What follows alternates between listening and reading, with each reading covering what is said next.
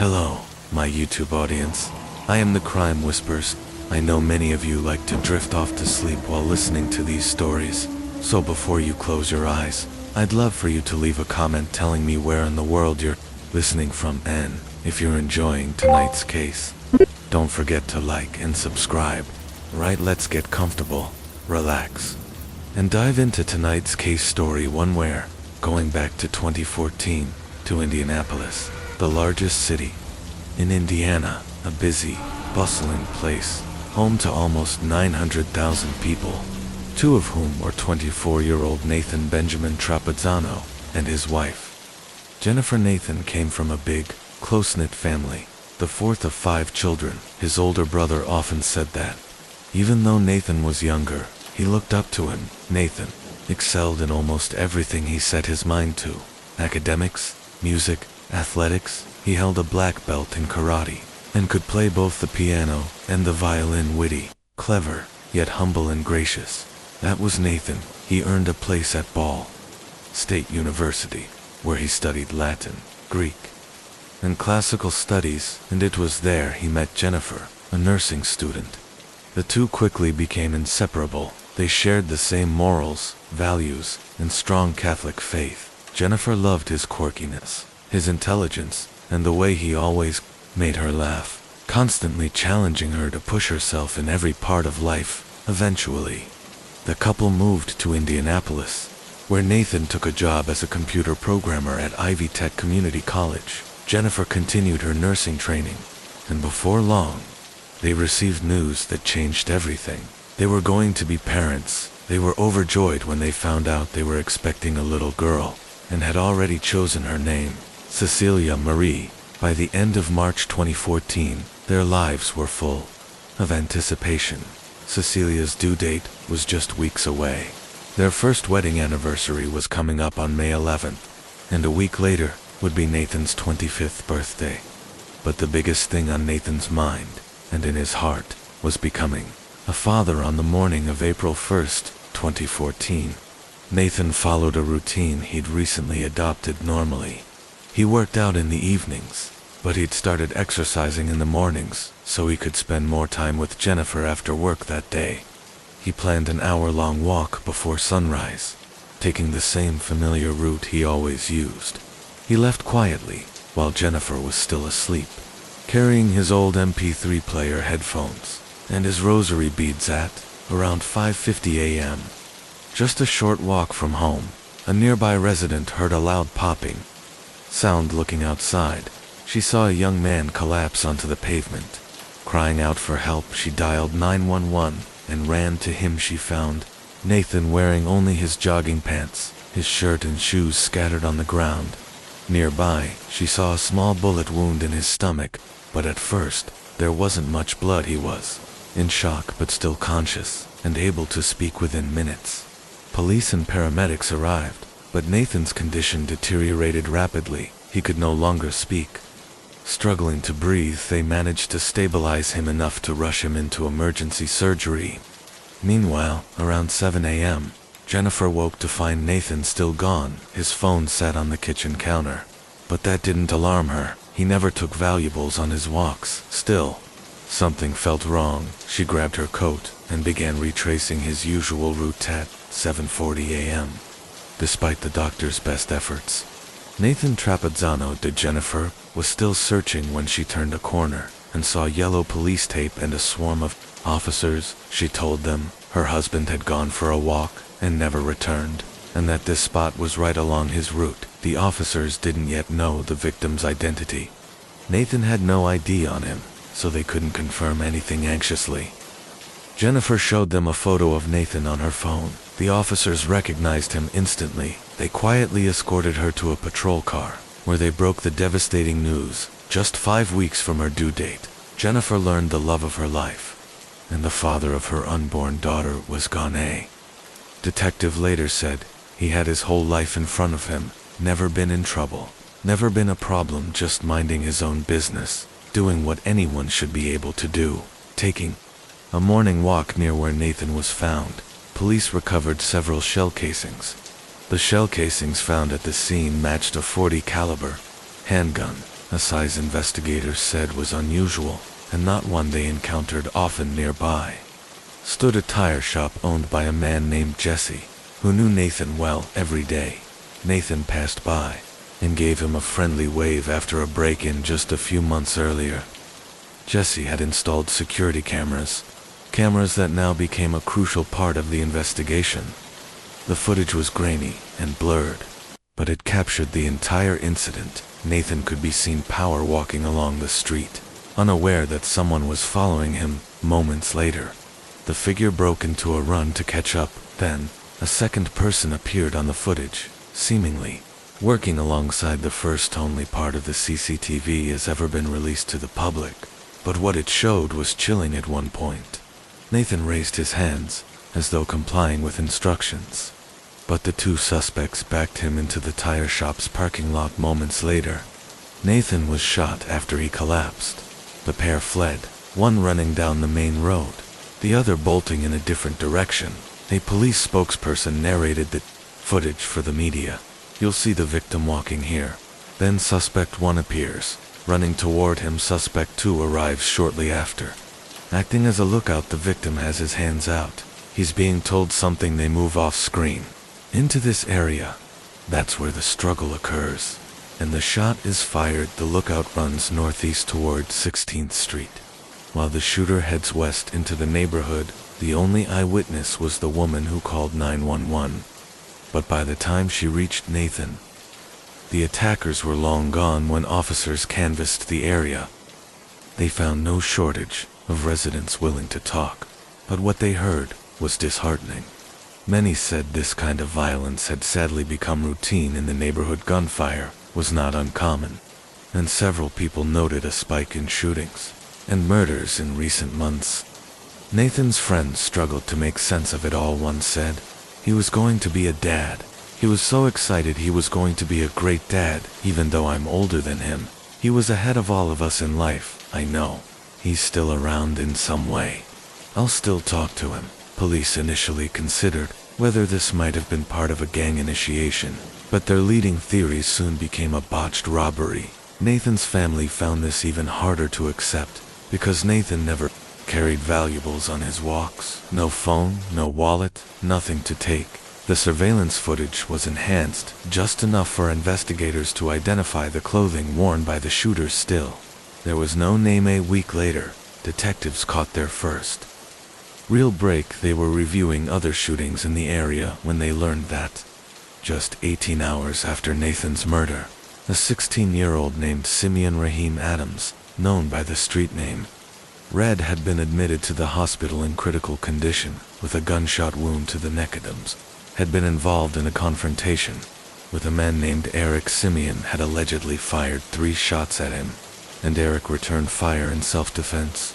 Investigators also discovered Simeon was a suspect in the burglary of a gun shop a week earlier, during which 30 firearms were stolen. Even more telling, just 2 hours before Nathan was shot, Simeon and 2 other men had attempted to steal a car outside a strip club, less than a mile away from the scene. CCTV from that attempted car theft showed both the shooter and the lookout wearing the same clothing seen in the footage from Nathan's murder. Detectives began digging into Simeon's life. The more they spoke to people in his circle, the more they heard his nickname, Red, connected to various crimes in the area. People who knew him picked him out from photo lineups without hesitation. One of those people was Simeon's cousin, Martz McGraw. When shown the CCTV, Martz immediately confirmed it was his cousin, and even admitted he'd been with Simeon earlier that morning.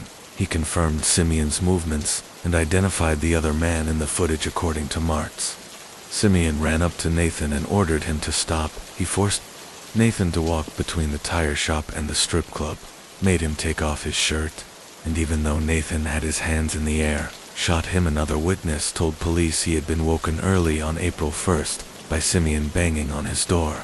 Out of breath, Simeon claimed the police were after him because he'd gotten into what he called a tussle with someone, although doctors initially doubted that Simeon would survive his injuries. He eventually recovered enough for police to question him, presented with the evidence investigators had gathered. The 16-year-old was placed under arrest. He was soon charged as an adult with murder, attempted robbery, and carrying a handgun without a license. News spread quickly. The story of a teenager accused of the brutal and senseless murder of Nathan Trapattano made headlines. Adams also faced charges in a separate shooting, one that happened just 2 days before Nathan's death. In that earlier incident, Adams allegedly got into an argument with a man inside a steak and lemonade shop. It began when Adams bumped into the man, glared at him, and then shot him. The victim survived and later reflected, "It could have been me. It could have been 2 murders. I'm just glad he's off the streets." Over the past 6 years, juvenile prosecutors had charged Adams with 29 serious or violent offenses, yet he had spent only 50 days behind bars. Marion County Prosecutor's Office confirmed the charges against Adams, citing surveillance footage, witness statements, and the identification of his distinctive clothing. Police described him as well known to the street element, and noted that many young people involved in violent crime eventually become victims themselves. Upon learning that a 16-year-old had been arrested, Jennifer took to Facebook. She wrote, "I don't know this man's circumstances, but it hurts to hear such a young man could turn to such violence." She asked people to pray for both Simeon and Nathan's family. Friends and relatives agreed that Nathan, deeply rooted in his Catholic faith, would have forgiven his killer. Nathan was laid to rest with hundreds in attendance. The officers who had worked his case were there as well, saying the crime had struck a personal chord and that they would never forget it. Just weeks later, Jennifer gave birth to Cecilia Marie, a bright light in an otherwise dark and painful time. Family members said she looked so much like Nathan, and she quickly became known for her happy, smiling nature. As the case moved toward trial, troubling details about the handling of Simeon's probation came to light. Court records revealed that he had been free for a month before the shooting, awaiting a hearing on 13 separate probation violations. His probation officer had visited his home repeatedly, 9 times, finding him absent. Yet no arrest warrant was issued after the 3rd violation. The judge publicly expressed extreme concern over how the case had been managed. Shortly afterward, the probation officer resigned, although Adams was now 18 by the time of trial.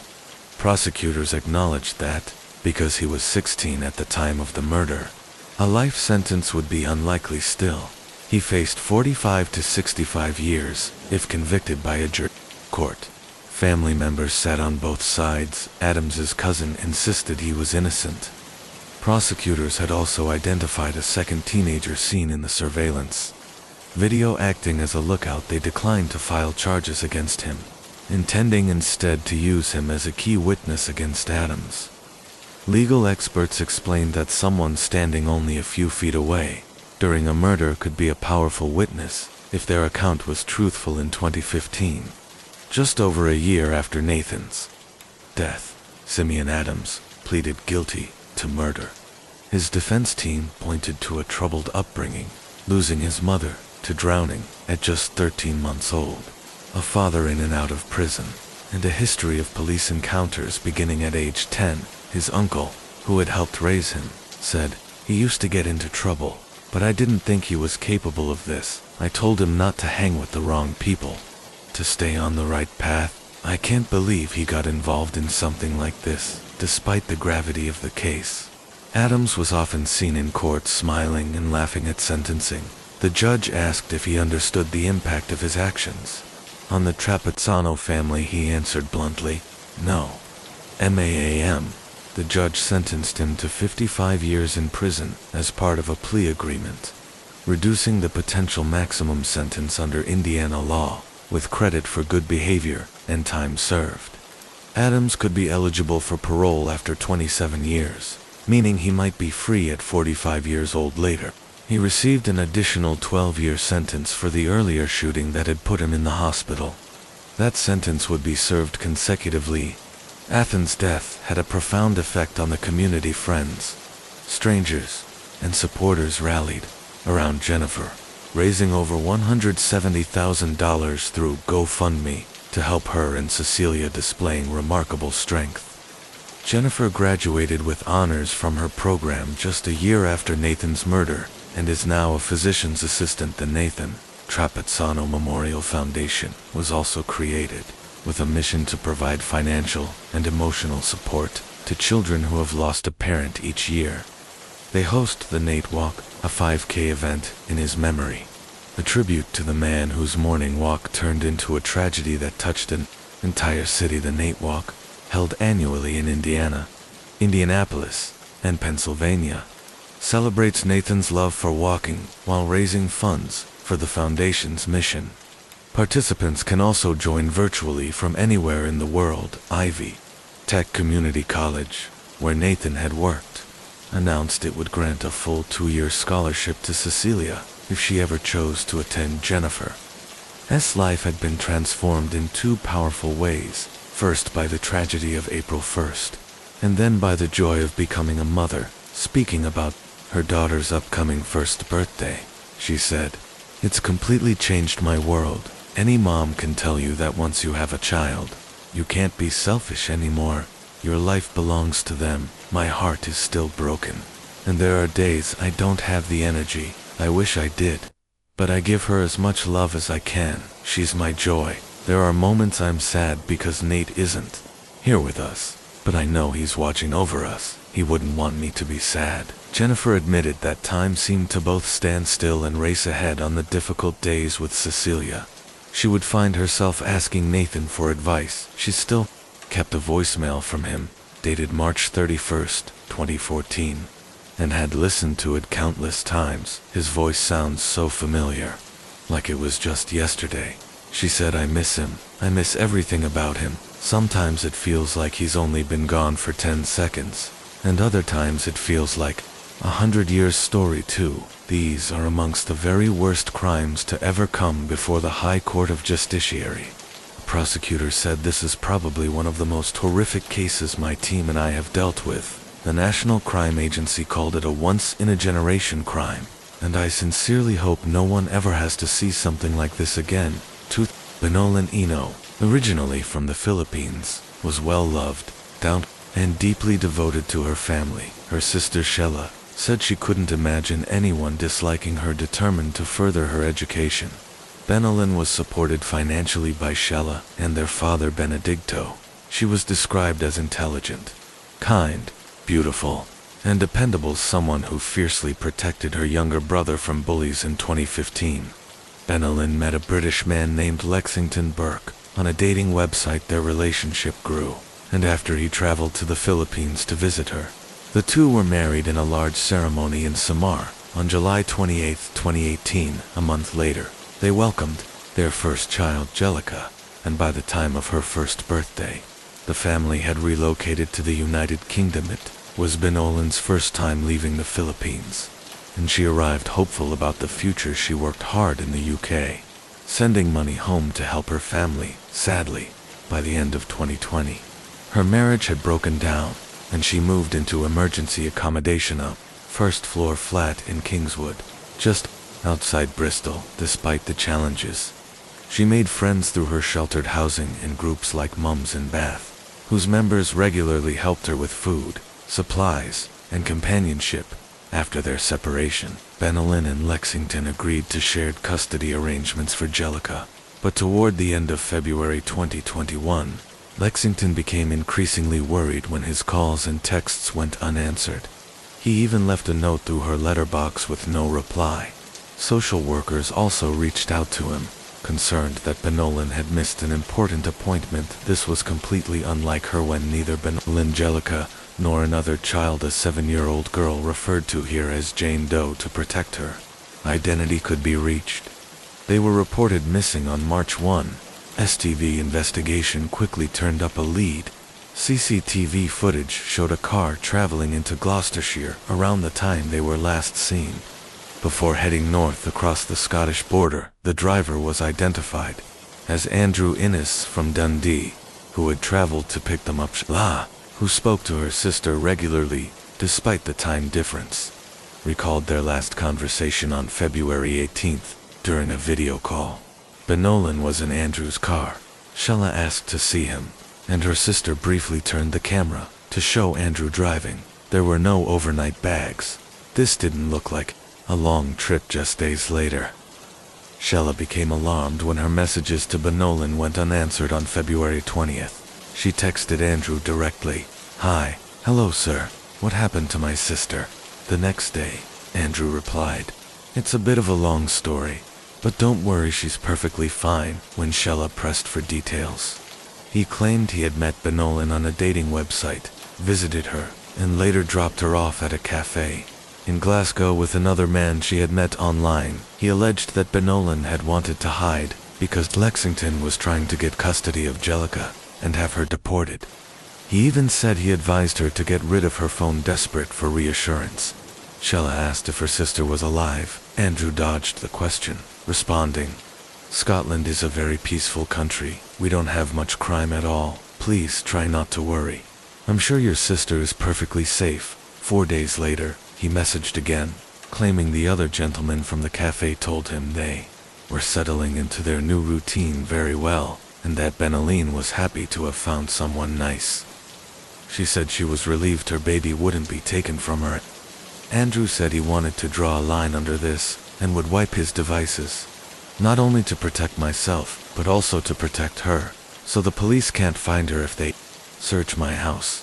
Shella asked him to send a video of Benolan to prove she was safe. He did send one, but it turned out to be an old recording. She replied, "I hope we can chat again, sir," to which he answered, "Maybe one day, once the dust has settled." At 3:20 p.m. on March 5th, police officers went to 21 Troon Avenue, the address where the suspect's car was registered, and home to 50-year-old Andrew Innes. His car was parked outside, and a skip nearby contained mattresses and building debris. Officers knocked. Innes only opened the door slightly, saying he was self-isolating and that his daughter had just come out of the bath through the gap. They saw a fully dressed young girl, Jane Doe. Inside, they suspected something was wrong and insisted on entering. The house was in disarray. Appearing to be mid-renovation kitchen utensils were stacked on the stairs, and the kitchen units and cooker had been removed in the living room. Jane Doe was watching cartoons. She told an officer that Innes was not her father and that they were unrelated when questioned. Innes claimed he had dropped Benolan and Angelica in Glasgow to meet a man he didn't know and hadn't seen them since. Officers were unconvinced. Moments later, he stunned them with a confession. "I killed her. She's under the floor. We got into a fight, and I killed her when asked about the child," he replied. "She's under the floor with her mom. I couldn't look after a child." The child was screaming. Andrew Innes was immediately arrested, and Jane Doe was taken to safety the following day. March 6th, he was charged with the murders of Benolan Angelis and her 2-year-old daughter, Angelica. Police now had to find the bodies as news of the horrific crime spread. Local residents left flowers and toys outside Troon Avenue. Forensic teams, along with anthropologists, archaeologists, and geologists, began the painstaking process of excavating the property. Benolan had been using the dating site Filipino Cupid. When she met Innes, their early messages were friendly, then moved to video calls. Innes steered the conversation towards sexual content, asking her to send explicit photos, which she refused. He then offered her a community relations manager job, money, and a place to stay. She told him, "If you want to employ me, I can do this in Bristol." On February 12th, they arranged to meet before traveling. Innes made several disturbing internet searches, including murder rates in Scotland, what is chloroform used for, and underfloor storage, despite COVID-19 travel restrictions. He drove more than 400 miles from Dundee to Kingswood. Benolan, pitying that he was sleeping in his car, agreed to travel back to Scotland with him for the weekend. Photos show the pair sightseeing in Dundee with Angelica on February 23rd. CCTV captured Innes purchasing gravel and DIY tools the next day. A skip arrived at his home. It took police 2 weeks to dig under the concrete floor. On March 19th, they found Benolan and Angelica's bodies buried about 3 feet down back in the Philippines. Shella received the devastating call from Benolan's estranged husband Lexington. She struggled to break the news to their parents and was left unable to sleep, repeatedly sending messages to her sister's account. Police investigations revealed that Ines, a software developer with no prior convictions, was born on a German military base in 1970, later moving to Dundee. At age 24, he had worked in the video game industry, married a Japanese woman, had 3 children, and lived in Japan and California before returning to Scotland after his marriage ended in 2019. He was deported from Japan by the time of his arrest. Ines was active on 34 dating websites. He had built a scraper tool to search for women with young children, grading them in a spreadsheet by age, weight, height, and whether they were mothers. His highest scores went to women in their mid-20s with young children. The post-mortem revealed Benilyn had suffered severe head injuries, internal bleeding, and a stab wound to the chest she is believed to have been killed on. February 23rd, the same day Ines was seen on CCTV buying materials. When asked how long she had been under the floor, Ines told Detective Constable Paul Hardy, "Last Friday she came up. We were going to spend the weekend together. I saw she had been chatting to about 50 men on the phone. It was either Monday or Tuesday. It took me a while to get through the concrete." He insisted there was no premeditation, claiming Benilyn came at me with a sushi knife. But CCTV footage from a B&Q store painted a very different picture. CCTV from the local B&Q store showed Ines purchasing duct tape, rubble sacks, and other DIY items. His calm, methodical demeanor in the footage sharply contrasted with his later claims of acting in the heat of the moment. Investigators believed the evidence pointed toward premeditation, that he had planned both the killings and the concealment of the bodies well in advance in the days following the murders. Ines went about his normal routines, exchanging messages online and continuing to communicate with women through dating sites. Detectives later discovered that his activity on these platforms didn't slow. In fact, it increased, suggesting he was already seeking his next potential victim. When forensic teams dug beneath the concrete in his kitchen, they found Benilyn and Angelica wrapped in a layer of plastic, buried together in the shallow grave he had prepared. The position of their bodies and the forensic evidence indicated they had been placed there shortly after death. During his police interviews, Ines appeared detached and unemotional. He admitted to killing both mother and child, but downplayed his responsibility, claiming the events had spiraled out of control. Officers noted his complete lack of remorse, particularly when speaking about Angelica's final moments at trial. Prosecutors presented the jury with a clear timeline. February 12th, Ines and Benilyn arranged to meet. February 20, Ines drives her and Angelica from Bristol to Dundee. February 23, he is caught on CCTV buying tools and materials later linked to the burial site. February 23 to 24, both victims are killed. March 5, police visit his home, leading to his immediate arrest. The prosecution emphasized Inos's deliberate actions, the internet searches, the B&Q purchases, and his calculated lies to police when they first arrived at his door. They described him as a man driven by sexual interest in women with young children, someone who used dating websites not to form genuine connections, but to identify and target potential victims. The defense attempted to argue that the killings had occurred during an argument and without planning. However, the jury was unconvinced. In April 2022, Andrew Ines was found guilty of the murders of Benilyn Angelis and her 2-year-old daughter Angelica. He was sentenced to life in prison, with a minimum term of 36 years before being eligible for parole, a sentence that, given his age, will almost certainly mean he dies behind bars. Following the verdict, Benilyn's family in the Philippines spoke of their grief, describing her as a devoted mother and a kind, trusting woman. They expressed particular heartbreak over Angelica's death, remembering her as a happy and playful little girl who loved to singing a statement. Police Scotland said the case was one of the most distressing and harrowing they had ever investigated. Detective Chief Inspector Graham Smith called it a calculated and deeply disturbing crime and praised the courage of the surviving child. Jane Doe, whose testimony and survival ultimately ensured justice for Benny Lynn and Angelica today.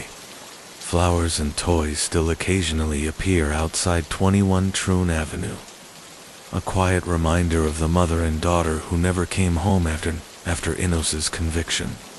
Details emerged that added further weight to the horror of the case. It was revealed that he had not only taken steps to conceal the bodies, but had also kept Benelyn's phone and belongings, attempting to send misleading messages to her friends and family to create the illusion that she was still alive and well. Digital forensic experts testified that Enos used Benelyn's Facebook account to post generic updates and even respond to messages. Investigators believed these actions were part of his strategy to buy himself time, delaying suspicion and avoiding immediate police attention. The surviving child, Jane Doe, was placed under the care of specialist officers and child psychologists. Testimony revealed she had endured a prolonged period of abuse and coercive control at Enos's hands. Before she was rescued, prosecutors described her survival as nothing short of remarkable, and her evidence was handled with the utmost sensitivity during the trial for the jury. Perhaps the most chilling element was the complete absence of empathy in Enos's demeanor. Witnesses recounted how, even when confronted with photographs of Benelyn and Angelica, he showed no visible emotional response during sentencing. Lord Beckett addressed Enos directly. Your actions demonstrate an extraordinary level of callousness and depravity.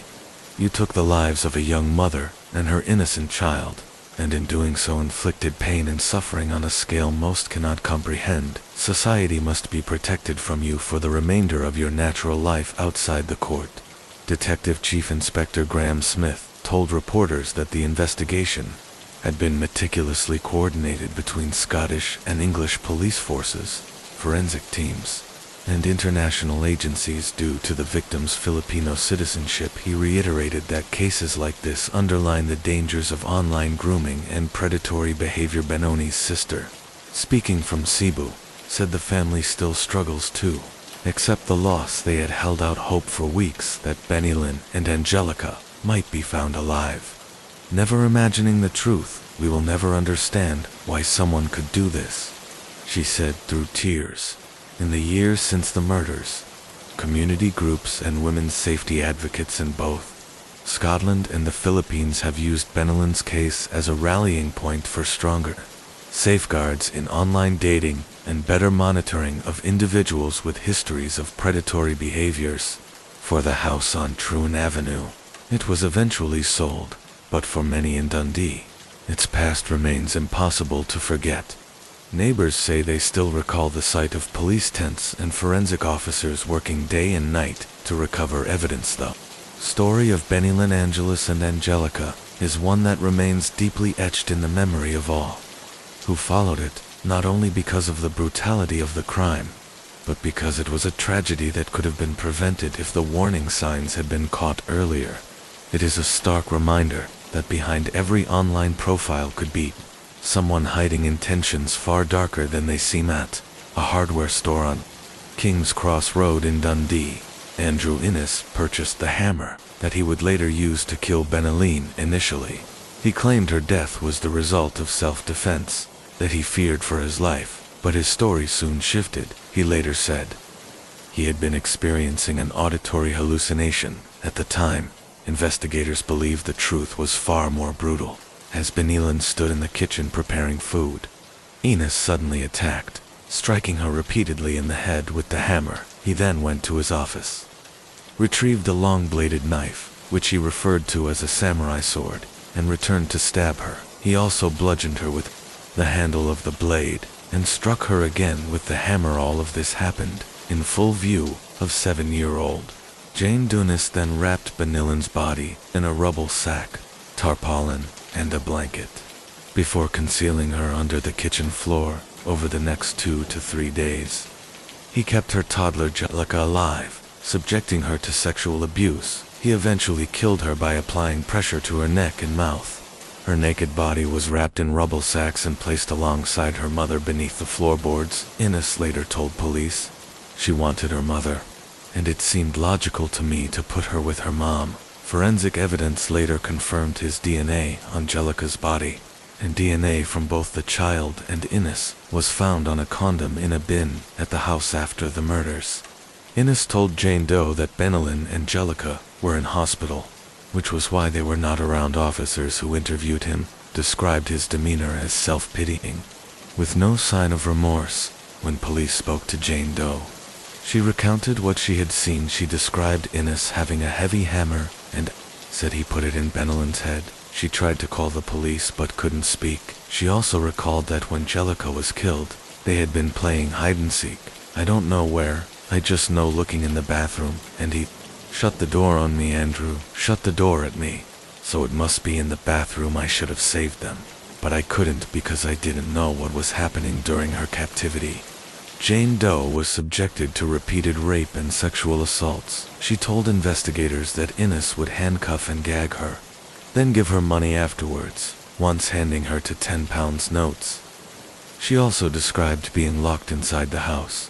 Andrew put a rope on the door and attached it to the other door, and I couldn't open it. Andrew would open it when he came back. I told him, I want to go with you, because that was my chance to get out. Innes denied all allegations of sexual abuse when first arrested and, during his the 5th of March 2021 interview, said, I never touched the girl, but DNA evidence would later prove otherwise. Jane Doe also tested positive for chlamydia, the same sexually transmitted infection. Innes had his trial began on the 31st of January 2023 at the High Court in Edinburgh, presided over by Judge Lord Beckett. Innes admitted killing both Benelin and Jellica, but denied murder, instead claiming diminished responsibility. He also denied the charges of rape and attempting to defeat the ends of justice. On the third day of the trial, he changed his story yet again. This time, he claimed he became apocalyptically angry because Benelin reminded him of two women from his past, from the neck down, his estranged wife, from the head up, a former partner who had ended their relationship via text message. He said, I thought of all the nasty things my wife had done to me, and I got angry the way she treated me. I was furious. I started to do crazy things. I remember the blade going in once she was lying on the floor, and I was just hitting her until she stopped moving. He insisted the killings were not premeditated, adding, if this was premeditated in any way, it would have been cleaner, and claimed the hammer was not a useful weapon. He said it was ridiculous to suggest he bought the hammer as part of a plan, pointing out he had originally gone out to buy petrolinas, told the court. He remembered the first strike and the struggle in the kitchen before the fight moved into the living room. It was an anger I have never experienced before in my entire life, he said. When asked what he did with the bodies, he replied, I dug them a respectable grave and gave them a Christian burial, and then replaced the floor. That's all I did originally. He had planned to dispose of the bodies at sea, but decided to hide them under the kitchen floor, as he was already refurbishing the room. Testimony also revealed his controlling nature, including becoming seriously angry when his wife once got a haircut he didn't approve of. He even admitted attempting to castrate himself with an electrical cord during the trial. Innes would sometimes break down in tears in the witness box. Much of the proceedings focused on his mental state. Forensic psychiatrist Dr. Gordon Cowan met with Innes 8 times after his arrest and testified that his account had changed multiple times, from claiming self-defense to auditory hallucinations to a combination of both. Cowan told the jury that Innes appeared to hold deep resentment toward his ex-partners, and that Benelin reminded him of them, triggering uncontrollable anger. Innes told Dr. Cowan that he acted in self-defense from an attack, then described hearing an internal monologue urging him to harm her, even as he argued with himself, saying, she's done nothing wrong. The defense suggested that steroid medication prescribed for Innes's Crohn's disease could have caused psychosis. He had been given 40 milligrams a day, but admitted to taking an increased dose in the days before the killings. However, Dr. Cowan said the evidence didn't fit if someone were experiencing psychosis to the degree necessary to commit such murders. He explained, Others would have noticed dramatic behavioral changes. Yet, Innes had been functioning normally. There's logic in his thought process. Dr. Cowan said, I don't necessarily think it's indicative of someone who is psychotic. He also pointed out that while steroid-induced psychosis is possible, in the previous year no patient in NHS Tayside had experienced such an episode. Caused by steroids is so rare that most of Dr. Cowan's colleagues had never encountered it in their entire careers. When Dr. Cowan met Innes in prison in September 2021, the inmate told him he had learned about steroid-induced psychosis from family members and believed it might explain his actions. This was the first time Innes had heard of such a condition, while several professionals had considered whether Innes might be on the autism spectrum. The trial judge later ruled that this diagnosis neither predisposed him to violence nor diminished his culpability. One of the most harrowing moments in court came when a pre-recorded interview with Jane Doe was played in a small voice. She told police, Andrew killed Jellica when we were playing hide-and-seek. She said she didn't understand what was happening, and went on to describe the horrific sexual abuse she had suffered. The evidence was so disturbing that members of the jury were offered counseling in response to Jane Doe's testimony. Innes claimed she was lying, and that her story didn't add up. He dismissed her account of being gagged with a sock, arguing, if I wanted to gag that child, I would have used an actual gag. He went so far as to say that had police arrived just one day later, they would have found her dead alongside Benelin and Jellica, buried under his kitchen floor after 5 days of testimony. Both prosecution and defense rested. Judge Lord Beckett instructed the jury to consider the evidence carefully. It took them just 2.5 hours to return unanimous guilty verdicts on both counts of murder. Innes was also convicted of rape and sexual abuse, sentencing him to life in prison with a minimum term of 36 years. Lord Beckett said, You murdered an innocent woman and her 2-year-old daughter in a situation where they had trusted you. These are amongst the very worst crimes to come before this court. The judge clarified that this was not a fixed term. Sentencing this would serve at least 36 years before parole could even be considered, and the parole board would decide based on public safety. Senior officer reflected, in almost 30 years of policing, the depravity shown by Andrew Innes is beyond anything my colleagues and I have seen. He took the lives of a young mother and child, then sought to hide their bodies beneath his kitchen floor. He showed no remorse, no respect for human life. Benelin's family traveled from the Philippines to attend the trial, calling what happened the worst cruelty we could ever imagine. They described their loss as incomprehensible and said they would be forever haunted. Her sister, speaking through a translator, said the past 2 years had been filled with shock and trauma. I can forgive him, but only if he remains behind bars for the rest of his life. Benolin's father, Benedicto, said the grief had left him unable to work. His rage and pain over the cruelty shown to Jellica was still raw. The family vowed to fight for justice in her memory, later founding a charity called Canlongan to support Filipino victims of domestic abuse in the UK to this day. Shella still calls her sister's phone to hear her voice on the voicemail. I will never forget Benolin or Jellica. They are with me wherever I go. Andrew Innes has since filed an appeal against his conviction and sentence, which will be heard at a later date. He remains in custody with no bail application pending. Jim Gamble, CEO of the Independent Safeguarding Group and former head of the Child Exploitation and Online Protection Center, believes Innes's crimes may not be isolated. Predators like him often target single mothers to gain access to children. I doubt they are his only victims. Police Scotland have coordinated with Interpol and law enforcement in countries Innes visited, but no additional crimes have yet been uncovered. The summer of July 2019 found northern British Columbia in full bloom, a vast scenic expanse stretching to the Yukon-Alaska border, framed by dense forests, deep valleys, volcanic rock formations, and towering mountains. It was a place where adventure seekers could hike rugged trails, fish in crystal waters, ski down powdery slopes, or dive into wild open lakes. Among those soaking in this natural wonder were 24-year-old China Dees and her 23-year-old boyfriend, Lucas Fowler, a free-spirited, adventurous pair on a long-anticipated getaway. Lucas, the son of a New South Wales police chief inspector, grew up in Sydney, Australia, in a big, close-knit family from an early age. He was driven by an unshakable passion for travel, whether it was hiking, camping, surfing, or swimming. Lucas wanted to experience it all. This wanderlust had led him on a 2-year backpacking journey across the globe, and it was during one stop in Croatia in 2017 that he met China from North Carolina. Was equally adventurous. She had studied in Europe, worked on a grape farm, and stretched her savings to visit 13 countries in just a few short years. Their shared love for exploration made them instantly compatible, and soon they were inseparable.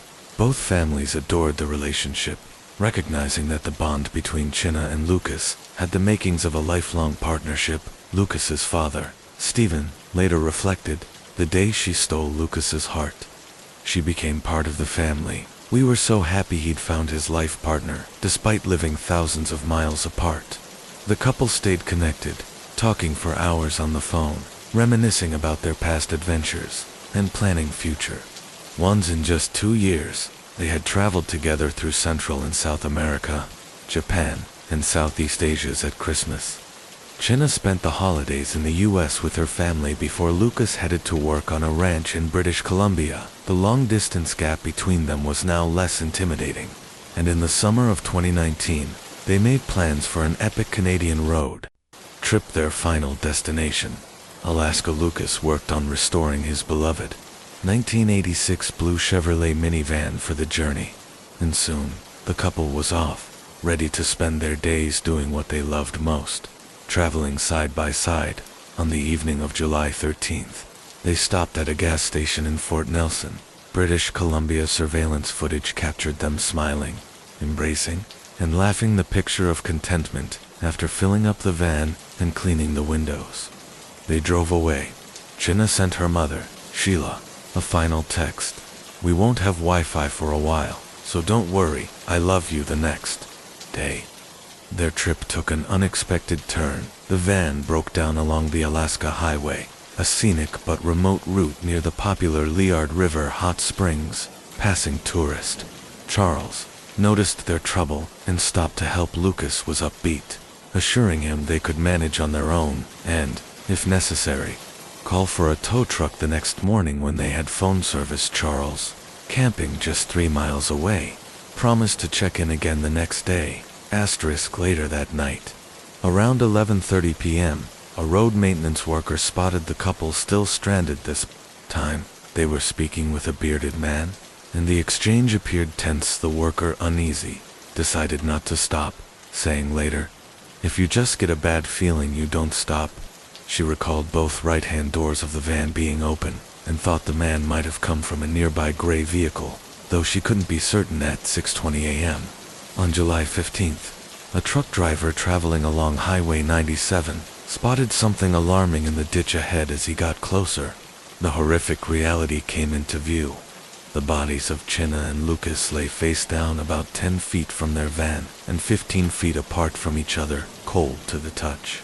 They had been dead for hours. The trucker, shaken, called for help and began redirecting traffic to prevent further disturbance to the scene. When police arrived at 7:20 a.m., they found him still at the roadside, clearly traumatized. Both victims had been shot multiple times. The medical examiner confirmed they had entry and exit wounds near the van. Officers found 5 spent shell casings, China's phone, and a shattered window. Lucas's phone was missing just after 9 a.m. Charles returned as promised, only to be met with police roadblocks. The news that the young couple he'd spoken to just hours earlier had been murdered was incomprehensible. The tragedy made headlines across continents. An Australian and an American murdered in rural Canada, their killer still at large, and yet there was no widespread public traveler alert. Authorities urged anyone who had driven that stretch of the Alaska Highway between Sunday evening and Monday morning to review their dashcam footage. and contact investigators for China's mother.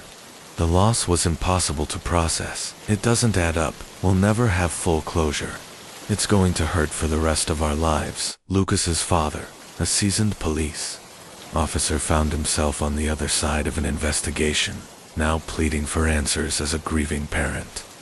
The Royal Canadian Mounted Police made it clear this crime was not believed to be connected to other recent cases, but the hunt for the killer was urgent. Investigators stressed that the murders of China Dees and Lucas Fowler did not appear linked to any other crimes in the area at that time, yet the lack of information only heightened public anxiety. The RCMP, Royal Canadian Mounted Police, launched a major operation. Pulling in officers from multiple divisions, they canvassed the surrounding areas, searching for witnesses who might have passed through the remote stretch of Highway 97. They called for anyone with dashcam footage between the evening of July 14th and the early hours of July 15th to come forward, especially those who may have driven between Fort Nelson and Liard River Hot Springs. This plea extended to both local travelers and tourists from across Canada, the US, and overseas. For China's family, every hour without answers felt like an eternity. Her mother, Sheila, already haunted by their last text exchange, replayed it in her mind over and over. Her daughter's reassurance that there would be no Wi-Fi for a while, and the simple "I love you" that would end up being the last words she would ever read from her. Lucas's family, too, found themselves thrust into a nightmare. His father, now in the unimaginable position of being both a grieving parent and a seasoned police officer who understood all too well how critical and how fleeting fresh leads could be. What unsettled everyone even further was the randomness of it. This was broad daylight territory for adventurous travelers. Yet now it was a crime scene. There was no apparent motive, no sign of robbery. China's phone had been left behind, but Lucas's was missing. Nothing about the crime scene fit neatly into the box of inexplainable homicide. The investigation gained momentum. The RCMP released photos of the blue 1986 Chevrolet van, hoping someone would recall seeing it parked, or perhaps interacting with another vehicle or individual in the hours before the murders. That mysterious bearded man spotted the night before lingered heavily in witness statements, the road maintenance worker's account of a heated conversation, and a gray car possibly nearby became a critical puzzle piece, though still without a name to attach to it. In the meantime, word of the double murder made headlines internationally. Australian and US media covered it heavily, framing it not only as a tragic loss for two young people in love, but as a stark reminder of the dangers that can lurk in even the most picturesque settings. The Alaska Highway, once romanticized as a scenic and adventurous route, now carried an air of menace. Travelers were suddenly on edge, and locals began locking their doors at night. Yet, as intense as the investigation became, no one could have anticipated that this was only the beginning, that in the coming days, northern British Columbia would be rocked by more violence, and the hunt for the truth would take a chilling and dangerous turn as word of the murders spread. RCMP detectives prioritized finding the man seen speaking with China and Lucas the night before they died. Witnesses described him as having a full beard, and police quickly produced a composite sketch. They also renewed calls for anyone with dashcam footage from that stretch of the Alaska Highway to come forward. The news had also reached Australia, where it hit especially hard. Lucas's father, Stephen Fowler, was a serving police officer. Australian authorities offered their full support, calling the situation all the more tragic given the victim's connection to law enforcement. Their police commissioner dispatched 2 officers to Canada to assist the family directly, ensuring they had constant liaison during the investigation. Meanwhile, another driver came forward with a chilling account. He told police that while napping in his truck near the crime scene, a small van pulled up about 50 yards ahead.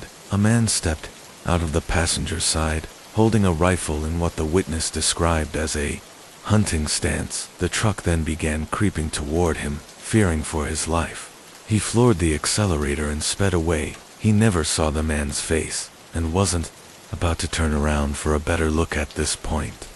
The RCMP stressed that the investigation was still in its infancy. They had no evidence to suggest the couple had been specifically targeted, or that the murders were connected to other ongoing cases. Public safety, they insisted, was not under immediate threat still for the victims' families. Reassurance was cold. Comfort. Stephen Fowler spoke to reporters with the measured tone of a veteran officer, but his words carried the raw edge of grief. I may be an experienced police officer, but today I'm standing here as the father of a murder victim. We're distraught. This has torn two families apart. Lucas was having the time of his life, traveling, in love, and now he's gone. We're appealing for anyone with information to come forward. 5 days later, on July 19th, another disturbing scene unfolded near Dease Lake, British Columbia. A burnt-out camper van sat, abandoned by the roadside. Its license plate, just intact enough to trace it, belonged to 19-year-old Colm MacLeod, who had been traveling with his best friend, 18-year-old Briar Schmegelski. Both were from Vancouver Island, former Walmart colleagues who had recently quit their jobs for a spur-of-the-moment road trip north. Their families said the boys had planned to work in the Yukon, but now they were missing. The last confirmed sighting came from Jade City, a roadside stop offering free coffee to passing drivers. The owner remembered them coming in. Nothing seemed unusual. No sign of distress. Hours later, their van was destroyed. Then came the most ominous discovery yet. Less than a mile from the burning vehicle, police found the body of an unidentified man. He had been shot with no ID. RCMP released a sketch. A man in his 50s or 60s, with a large gray beard. The location was nearly 8 hours' drive from where Chinna and Lucas had been killed. Could the two cases be connected? In Canada, the murders and the disappearance of the teenagers dominated headlines. The stretch of road where Chinna and Lucas were killed was already notorious, part of the so-called Highway of Tears, where at least 18 women had gone missing or been murdered over 4 decades now. Northern British Columbia seemed to be facing a new wave of violence. Briar's father, Alan Schmegelski, said the last message he'd received from his son mentioned poor cell service and a likely communications blackout. had called his family on July 17th, saying they had reached the Yukon, but had they really? And if so, why had they driven so far past their destination? Alan's voice broke when asked for a theory. They were in the wrong place at the wrong time. They're just kids, good people, non-violent, but a murder was committed 2 kilometers away, and somebody might have decided to take care of the witnesses soon after. The unidentified man's sketch reached a woman named Helen Dick. She recognized him immediately. It looked just like her husband. 64-year-old Leonard Dyke. Leonard had been on a solo camping trip, something he loved to do. The last messages to his wife and children came on the evening of July 18th. After that, silence. Leonard was a beloved botany lecturer at the University of British Columbia, known for his passion in the classroom and a dry, witty sense of humor outside of work. He wrote plays and poems, sketched, played guitar, and spent countless hours in the outdoors. He had just turned 64 on July 16th. He packed a small stove, food, and a tent into his Toyota RAV4 and set off, hoping to spot grizzlies and learn more about the region's wildlife. Then, on July 21st, CCTV from Meadow Lake, Saskatchewan changed everything. Cameras captured Leonard's gray, 2011, Toyota RAV4, but behind the wheel were not Leonard, but Colm MacLeod and Briar Schmegelski. Footage showed the pair buying black tape, which they used to partially cover the vehicle's body in a crude attempt at disguise. It was still unmistakably Leonard's car. When police finally conducted a full search of the burnt camper van, they found ammunition matching the rounds used at both crime scenes. The RCMP now had little doubt.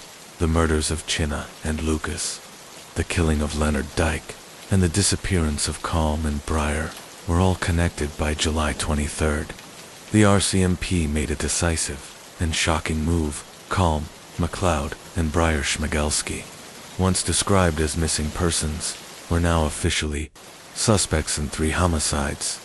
The announcement came with an urgent plea for public vigilance. The teens were believed to be traveling in Leonard Dyke's stolen Toyota RAV4, possibly armed, and considered dangerous. Police released new photos, showing them in camouflage clothing, their faces more gaunt and serious than the smiling social media. Images their families knew. The manhunt swept east across the Canadian prairies. Witnesses reported spotting the RAV4 near Gillam, Manitoba, a remote community surrounded by dense forest bogs and swarms of biting insects. The car was later found abandoned and burned, much like their original camper van in Gillam. The isolation worked both ways. It was a place to disappear, but also a near-perfect trap. Roads were few, rail lines scarce, and the wilderness was unforgiving. Local officers, joined by tactical teams, helicopters, drones, and tracking dogs, combed the region in what would become one of the largest manhunts in modern Canadian history. The RCMP knocked on every door, searched abandoned cabins, and questioned residents. They issued alerts across Manitoba, Saskatchewan, Ontario, and even into the northern U.S., warning that the pair might try to cross the border. Breyer's father, Alan, watched the news in disbelief. In one interview, he suggested his son might be on a suicide mission, saying Breyer had struggled with depression after his parents' divorce. But for the families of China, Lucas, and Leonard, such comments felt hollow. 3 people were dead, and the suspects were still out there. The atmosphere in Gillam was tense. Residents kept their doors locked and their guns closed. One woman described walking her dog and hearing a branch snap in the trees. Her blood ran cold, imagining the 2 young fugitives crouched somewhere in the undergrowth, watching. On July 29th, police believed they were closing in a cabin. Break-in was reported near the Nelson River, just outside Gillam. Items inside suggested the suspects had been there recently. Food wrappers, bedding disturbed, and a pair of mismatched boots. But then, the trail went cold. The wilderness swallowed their tracks. Days passed, with no confirmed sightings. Helicopters scanned endless miles of spruce forest and swamp. Infrared cameras, searching for a heat signature that might betray a human presence. The question was on everyone's mind. Were Calm and Breyer still alive out there, or had the harsh northern terrain claimed them? The public had not been expecting the bombshell that came next. I'm here to request public assistance in locating suspects connected to the Northern British Columbia investigations. An RCMP spokesperson announced Cam McLeod and Breyer Schmigelski are no longer considered missing. They are now suspects in the Dees Lake suspicious death and the double homicide of Lucas Fowler and China Dees. If you see either of them, consider them dangerous. Do not approach. Take no action. Call 911 immediately. The teenagers that communities had been praying to find safe and well were, in fact, wanted for 3 brutal murders. Cam held a valid possession and acquisition license, and before leaving Vancouver Island, the pair had purchased an SKS semi-automatic rifle and 20 rounds of ammunition. What no one knew at the time was that, just before the RCMP's press conference, Cam and Breyer had actually been stopped by First Nation safety officers at a routine alcohol checkpoint in Split Lake, Manitoba. With no alcohol on them, the officers waved them through. The teens had slipped away, unaware of the manhunt that was about to close in. Where they had gone from there was anyone's guess. The next day, July 23rd, local man Billy Beardy and his wife Tamara came across a burning gray Toyota near Fox Lake Cree Nation, north of Gillam, Manitoba. Scattered near the smoldering vehicle were half-eaten pork chops, pots and pans,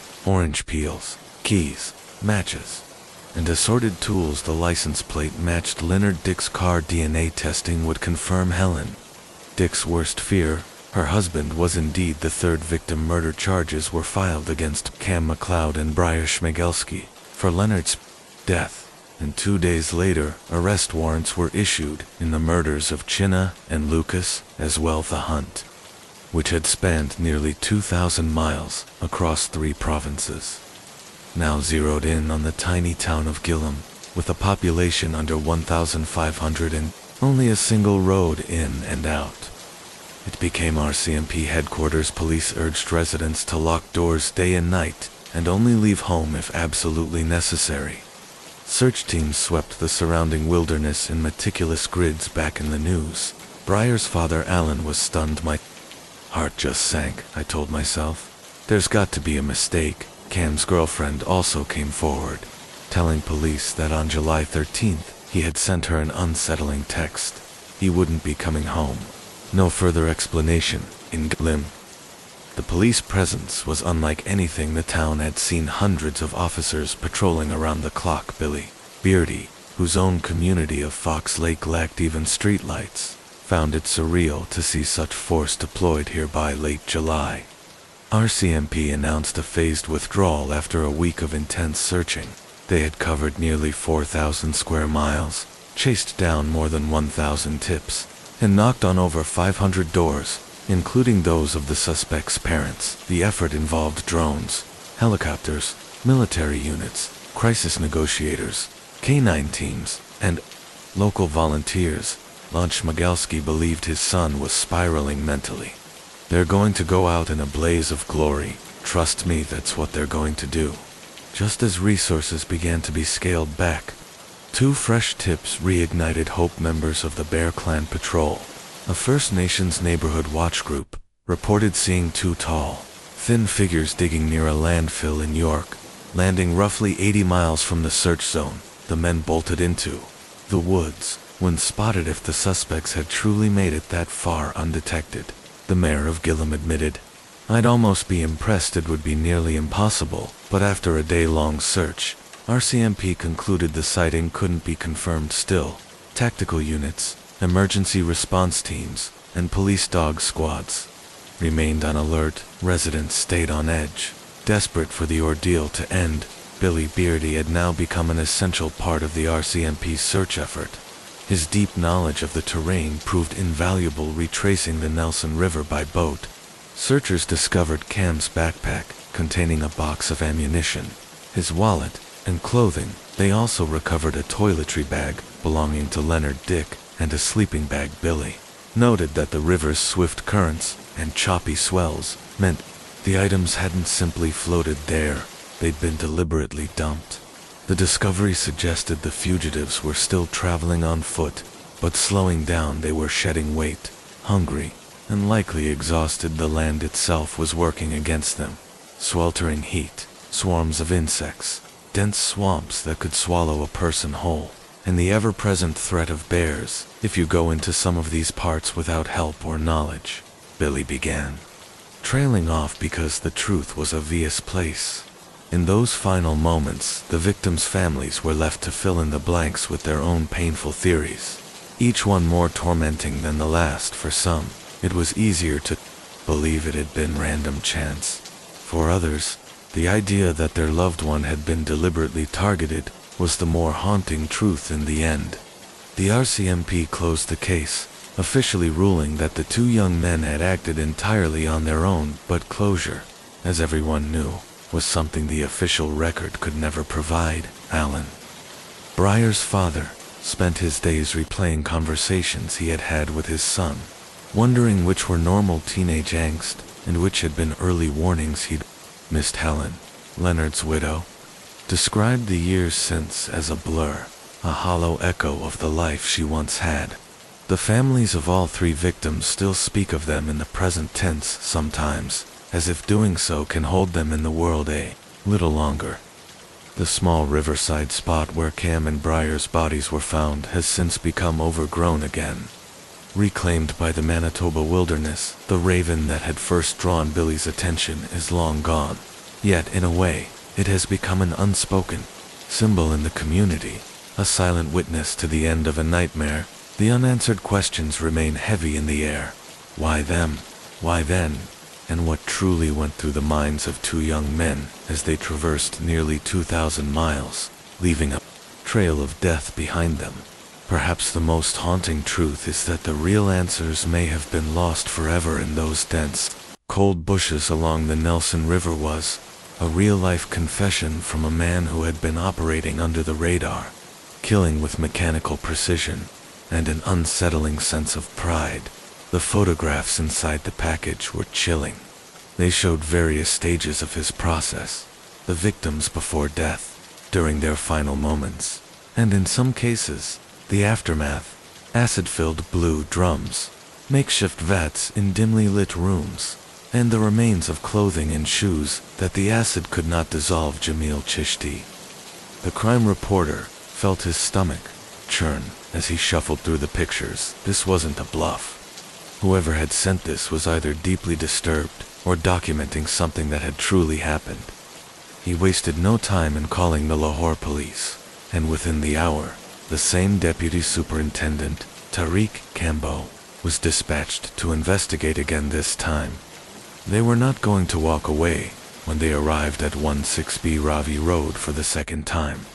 The property looked deceptively ordinary from the outside, a modest, nondescript house in a row of others, but as soon as they stepped inside, the stench hit them, a mix of industrial chemicals, decay, and dampness. The house was quiet, too quiet, as though it was holding its breath. In center of one of the rooms stood the infamous blue drums. The officers carefully pried one open. The lid squeaking against the metal, a wave of chemical fumes escaped, making them cough and gag. Inside was a murky greenish-brown liquid, with indistinct shapes floating beneath the surface. It was impossible to tell what they had once been. Flesh, bone, something unrecognizable now, reduced to sludge. There were more drums in the next room, some sealed, others partly open. Around them were scattered personal effects, scraps of boys' clothing, sandals, belts, and watches along the walls. Javdi had hung photographs of young boys, some smiling, some looking wary. They looked like trophies. The police realized they were standing in the middle of a killing factory. As they moved deeper into the house, they found the tools of his trade: surgical gloves, syringes, cyanide powder, sleeping tablets, and gas masks. There was even a small camera set up with a tripod, suggesting that Javed had documented more than just the end results. The most disturbing discovery was the 32-page diary from the package in it. Javed described his victims in meticulous detail: names, ages, where he had met them, what they were wearing, what he had promised them. Some entries included chilling side notes: cried a lot, reminded me of my younger self, or was very trusting, too trusting. His motive was outlined clearly in the opening pages. This was revenge. Years earlier, Javed claimed he had been arrested for sodomy, publicly humiliated, and imprisoned. He said that the police had ruined his life, that society had shunned him, and that he would take his anger out on the very group he believed the world cared least about.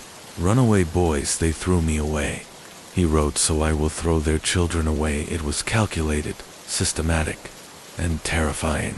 But there was one problem.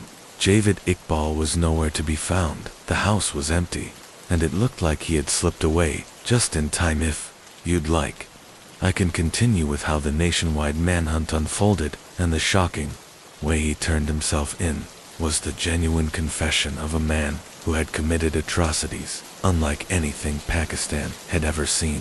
The photographs enclosed in the package removed all doubt, for Jamil Chishti showed children lifeless lying on what looked like the floor of a dingy room, alongside images of large plastic drums, partially filled with what appeared to be murky liquid. Some photos depicted clothing and shoes arranged in neat piles, almost like trophies. The captions scribbled beneath them in Urdu were chilling names, dates, and brief comments such as "too weak to fight" or "cried for his mother's shaken." Jamil immediately contacted the Lahore police, insisting that this was no prank or hoax. The evidence was too precise, the level of detail too exacting. Within hours, officers arrived to retrieve the parcel, and the news began to ripple quietly through the police force. Someone in Lahore was claiming to have killed 100 children that evening. Senior officers convened an emergency meeting.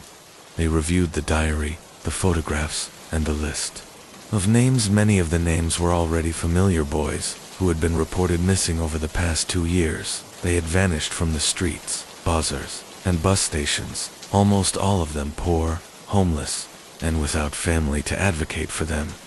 The address Javad had provided, 16B Ravi, Road was now the focus of a massive operation the following morning. Police descended on the property in force this time. They did not knock and leave. What they found inside would haunt even the most seasoned investigators. The house was a modest two-story building in a densely packed neighborhood, surrounded by the constant din of rickshaws, street vendors, and traffic. Yet the moment they stepped inside, the smell hit them, a sickly mix of chemicals, decay, and something far worse in the main room. They found large plastic barrels lined against the wall, some sealed, others partially open inside the open ones. They discovered what looked like unidentifiable sludge, later confirmed to be the dissolved remains of human bodies nearby. Police found sacks of quicklime, several bottles of industrial acid, and a makeshift gas mask rigged to a small cylinder in a locked cupboard. They uncovered stacks of children's clothing, shoes, and small personal items, a worn teddy bear, a broken wristwatch, a school exercise book with faded pencil handwriting in the bedroom upstairs. They found the diaries and notebooks in which Javad had meticulously recorded each killing, the child's name, if he knew it, their approximate age, the method used, and the date of death in total. There were 100 entries. What shocked officers further was the methodical, almost clinical tone of the records. There was no remorse, no hesitation, only the precision of a man cataloging an experiment. But Javad was not there.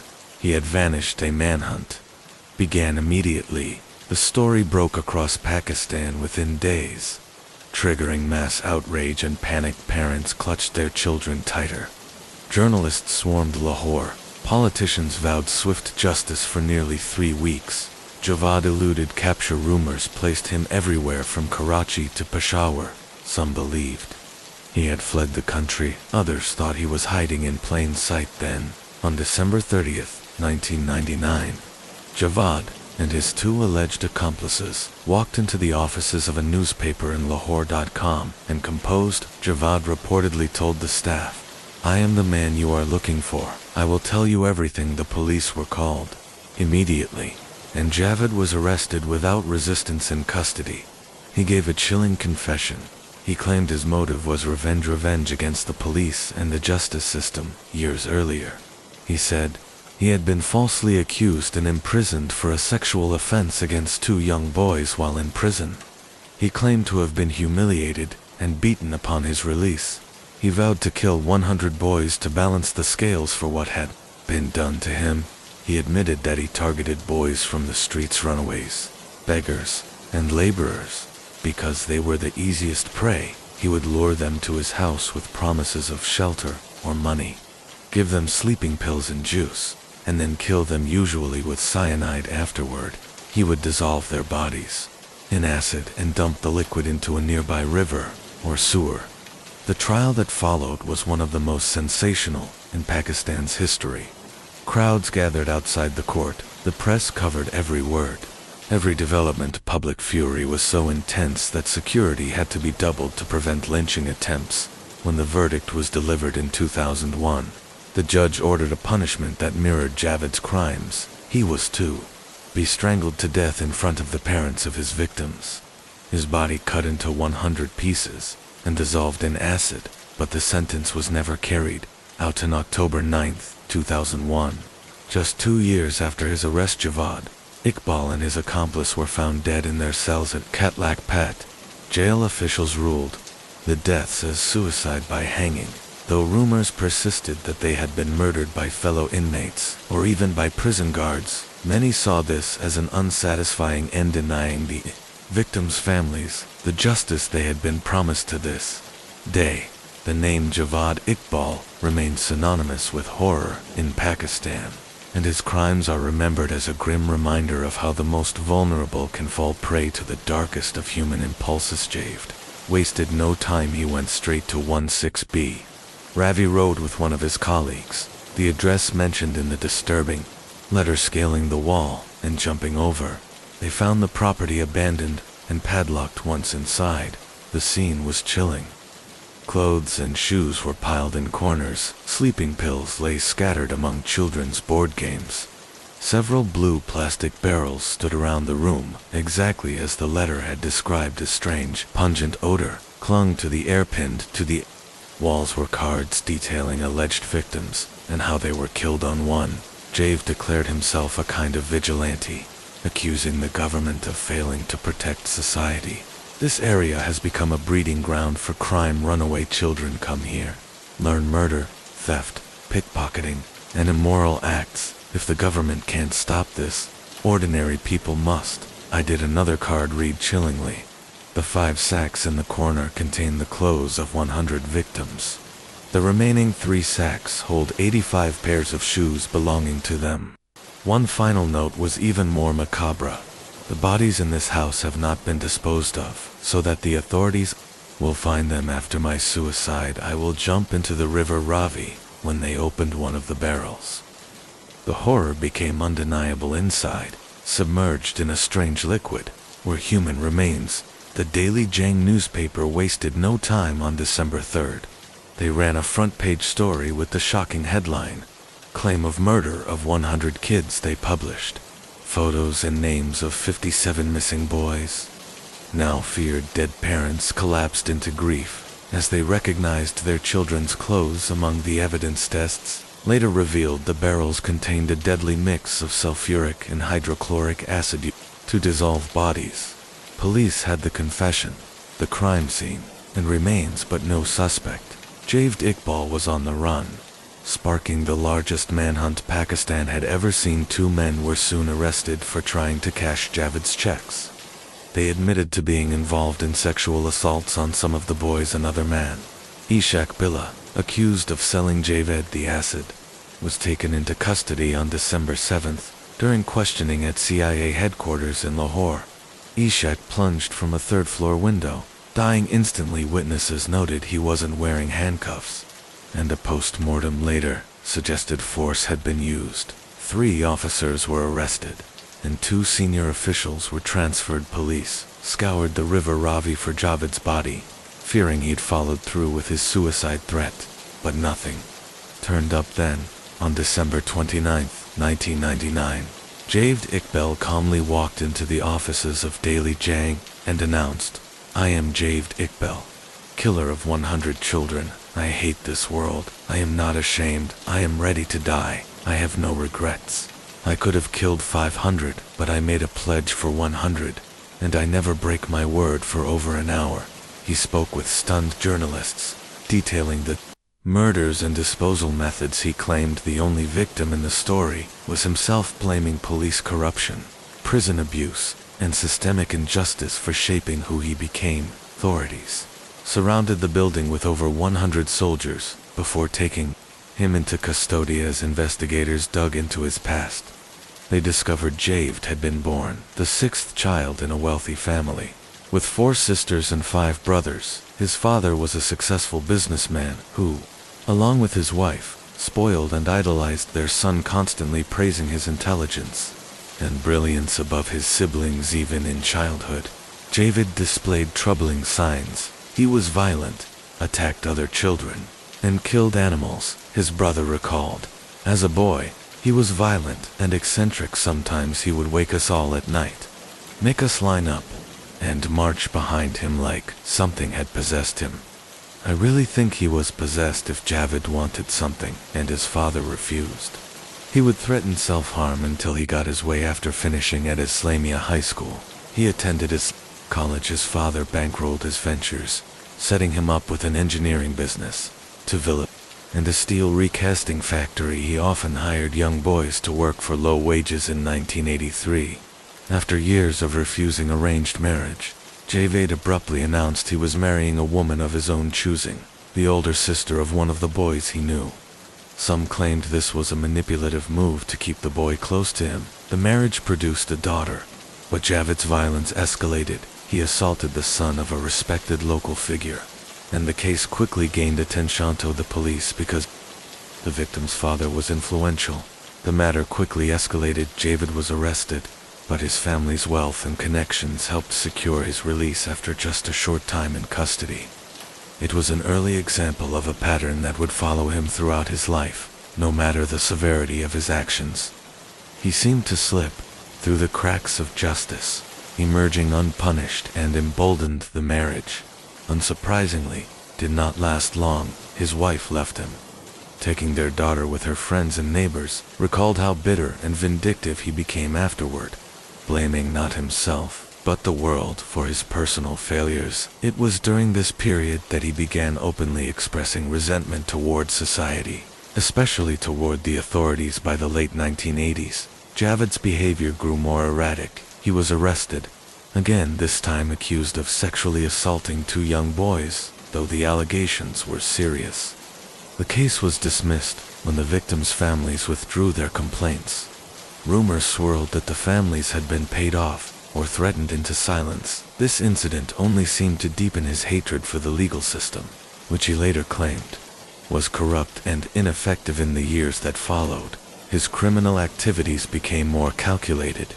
Neighbors reported that young boys frequently visited his home or his steel recasting business, often leaving with money or small gifts. Some never returned home at all, though police were occasionally called about missing children in the area. No firm connection to Javed was established at the time. By the mid-1990s, Javed had started keeping meticulous notes about his encounters, victims, and methods. These records, written in a detached, almost clinical style, would later be discovered alongside the barrels of acid and piles of clothing, providing chilling evidence of his premeditation in his mind. These killings were not only deliberate, but justified. He believed he was cleansing the streets of criminal-minded children, ignoring the reality that his victims were mostly vulnerable, impoverished boys, many of them runaways or orphans, who stood no chance against a manipulator like him. When authorities finally had him in custody in late December 1999, the nation was transfixed. Parents of missing children gathered outside police stations, desperate for answers. Forensic teams worked tirelessly to match the recovered clothing and shoes to reported disappearances. While the public demanded swift justice, Javed, however, seemed to relish the attention, giving detailed interviews and speaking about his crimes without remorse. Javed eventually confessed his actions to the local elders, signing a formal declaration promising that he would never repeat such behavior. Copies of this statement were printed and displayed publicly in the neighborhood for all to see in what he framed as an act of remorse. He personally visited 100 shops to apologize, but behind this facade of repentance, his predatory behavior simply evolved into more calculated schemes. He soon opened the first video game shop in the area, marketing it as a safe and fun space for young boys. He offered cheaper rates to them, or sometimes allowed them to play for free. One of his most manipulative tactics was to accidentally drop money on the floor in front of a boy. When the child picked it up, Javed would accuse him of stealing, claiming he needed to search everyone present. Upon finding the money in the boy's possession, he would lure the child into a private room, saying he needed to conduct a strip search. There, he would assault the boy sometimes, handing over the money afterward to disguise the attack as a strange act of generosity. When questioned about his preference for hiring only young boys, Javed painted himself as a benevolent figure, claiming he was offering opportunities to runaways and helping them rebuild their lives. He even told people he loved the boys, trying to mask exploitation, as compassionate parents soon forbade their children from visiting his video game shop. So Javed turned to other ventures to draw boys in. He opened an aquarium, then a gym, each marketed toward youth. When those failed, he launched an air-conditioned private school called Sunnyside School, hoping the comfort would appeal to parents. But suspicion was already to high note. One enrolled their children, and the school closed. His next business, a discount goods store, survived only a few weeks before shutting its doors. Despite these failures, Javed maintained influence through his wealth and powerful police connections. He invested in a magazine titled Anti-Corruption Crime, frequently publishing articles praising law enforcement. He interviewed more than 20 officers about their work, using the opportunity to present himself as a respected, high-ranking member of an anti-corruption unit. His understanding of the justice system gave him confidence that he could avoid serious repercussions. That confidence was tested in late 1990, when a father accused him of raping his son. Police, unable to locate Javed, arrested his father and 2 brothers, holding them for 7 days. Even then, Javed refused to turn himself in on the 8th day. Police arrested a boy who had been staying in his home. Only then did Javed appear at the station, verbally abusing his family for failing to protect the boy from arrest before agreeing to surrender. Allegations later emerged that he had bribed both the police and the victim's parents to have the charges dropped, according to his brother in a later documentary. The family first became aware of Javed's predatory behavior in 1991. After he was accused of raping 2 boys while in custody, his wife divorced him in disgust, and most of his relatives severed contact, though he remarried and had a son. That marriage too collapsed by 1993. Following the death of his father, Javed had lost much of the protection his family once afforded him after being caught in another incident. He was beaten and expelled from the community. Still, the loss of influence came with an inheritance, 3 million rupees, which he quickly began spending in 1995. He started building an opulent mansion in Rantown, all while feeding his obsession with videography, recording almost every moment of his life, as though it were a performance for an audience only. He understood with his newfound wealth, Javed's lifestyle grew more extravagant and more disturbing. The mansion in Rantown was designed to be a statement of power. Multiple floors, elaborate carvings, imported marble, and sprawling rooms decorated to impress anyone who stepped inside. But for Javed, it was also a fortress, a private playground where he could operate with little oversight. He purchased expensive video cameras and editing equipment, filming his daily activities obsessively. These tapes included mundane scenes: him eating breakfast, feeding pigeons on the roof, or supervising construction work. But they also hinted at his darker pursuits. In some recordings, he could be heard speaking to unseen children in a tone that oscillated between playful and intimidating. He seemed to enjoy the act of documenting his life as much as the acts themselves, as though archiving his own myth. Neighbors noticed that he rarely associated with adults, except when conducting business. Instead, he surrounded himself with boys, offering them gifts: bicycles, toys, clothes, and in some cases, small sums of money. He presented himself as a generous benefactor, someone who helped the poor, yet he carefully targeted those from broken homes or families in financial distress. Many of these boys were too young to fully understand the danger. The Rantown community grew wary. Parents whispered warnings to each other, but Javed's connections to local police kept him untouchable. Reports against him often went nowhere. In one instance, when a mother tried to file a complaint after her son returned home frightened and withdrawn, she claimed the police told her it was a family matter and refused to investigate behind closed doors. Javed's behavior escalated, according to later testimonies. He began keeping detailed notebooks containing names, addresses, and photographs of boys he had met. Some entries included coded symbols and strange remarks, suggesting he was tracking both his victims and potential targets. In 1996, Javed briefly left the city for an extended trip to other provinces, under the guise of expanding his business interests. In reality, this period marked the beginning of what investigators would later describe as a pattern of predatory tourism. He traveled to smaller towns and villages, where people were less likely to challenge an outsider with wealth, repeating his methods of luring children with money, gifts, or promises of work. By the time he returned to Rantown in 1997, his reputation was more notorious than ever.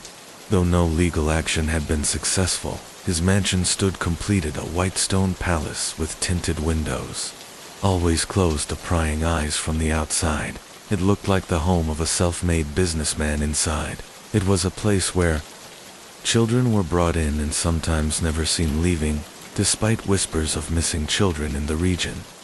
The link to Javed remained circumstantial. Police claimed there was no conclusive proof, and in a society where corruption was rife, many believed his money could buy silence indefinitely. But by the late 1990s, the scale of his crimes had grown so large that even those who once protected him would find it difficult to look away. What began as isolated accusations was about to explode into one of the most horrifying serial predator cases the country had ever seen. Defense evidence was ignored, and that the court had been swayed by public pressure rather than strictly legal reasoning. As news of the sentence spread, the streets outside the courthouse erupted with mixed emotions. Families of the victims wept openly, some clutching photographs of their sons, while others shouted demands that the original eye for an eye sentence be carried out exactly as the judge had ordered. Television channels replayed clips of the judge's damning words, and talk shows debated whether such a punishment, though gruesomely symbolic, should be permitted under Pakistani law. Meanwhile, in prison, Javed Iqbal remained defiant. He gave brief interviews to select journalists, reiterating that he had been wronged by society, and that his acts were deliberate acts of vengeance. He insisted he had no regrets, and claimed that his crimes were a lesson to the nation's corrupt systems. Guards later revealed that he seemed calm, even smug, in his cell, spending much of his time writing letters and notes, as if documenting his own life story. While the appeals process loomed, the case took a shocking turn in March 2001. Just months after his conviction, Javed Iqbal and his young accomplice Sajid were found dead in their prison cells. Official reports claimed that the pair had hanged themselves using bedsheets. The authorities labeled it a double suicide. But almost immediately, rumors began to circulate that they had been murdered either by vengeful prison guards or fellow inmates. Some speculated that this was an unofficial justice carried out to spare the state the controversy of his execution. Others believed that influential figures, embarrassed by their failure to stop his crimes earlier, had silenced him to prevent more revelations for the grieving families. His death provided little closure. Many felt robbed of the chance to see him face the full extent of the court's sentence in the neighborhoods where the boys had once lived. The shadows of fear and trauma lingered, some parents, still clutching missing persons posters of their children, believed that not all victims had been found or identified. Even now, decades later, Javed Iqbal's crimes remain one of the most disturbing and infamous chapters in Pakistan's criminal history, a grim reminder of how societal neglect, corruption, and systemic failures can allow evil to thrive unchecked. His name has become synonymous with horror, and his story is still whispered in warnings to children playing in the streets. A tale not just of one man's cruelty, but of a system that failed to stop him until it was far too late. House. They found 17-year-old Patrick Cronin lying lifeless on the bed, his body positioned neatly, almost ritualistically. His face was pale, and there were deep red marks around his neck, indicating sustained strangulation. The young man who had made the call, later identified as Jaden Hayward, stood nearby with an unsettling calmness. He did not resist arrest. His voice, still eerily, even, repeated, "I told you I did it." Detectives quickly noticed there was no sign of forced entry, no struggle in the room, and nothing stolen. This wasn't a burglary gone wrong. It was deliberate. During questioning, Jaden admitted that he had invited Patrick over under the pretense of hanging out after school. They played video games, shared snacks, and chatted like normal. At some point, Jaden excused himself, returned from his kitchen holding a long, twisted electrical cord, and without warning looped it around Patrick's neck. When asked why, Jaden said something that chilled investigators. "I wanted to know what it felt like. I thought I'd stop before it got too far, but I didn't want to stop." Patrick's parents were shattered when they heard the news. He was a kind, gentle teenager, loved by everyone. With dreams of studying engineering, he and Jaden had been friends since primary school, and no one could fathom why this had happened. Police began looking into Jaden's background and discovered disturbing signs. His computer was filled with searches about perfect murders, how to strangle without leaving marks, and serial killers who got away with it. There were also journal entries describing fantasies of killing someone close to him, specifically noting it would make the experience more intense. The prosecution would later argue that this was not a crime, of sudden passion or self-defense. It was cold-blooded, premeditated murder. The fact that Jaden had called police immediately afterward wasn't an act of remorse, but of gratification, almost as if he wanted official acknowledgement of what he had done. The trial revealed a disturbing lack of empathy, even when Patrick's family delivered tearful victim impact statements. Jaden remained expressionless, staring ahead as though he was reading from an invisible script in his head.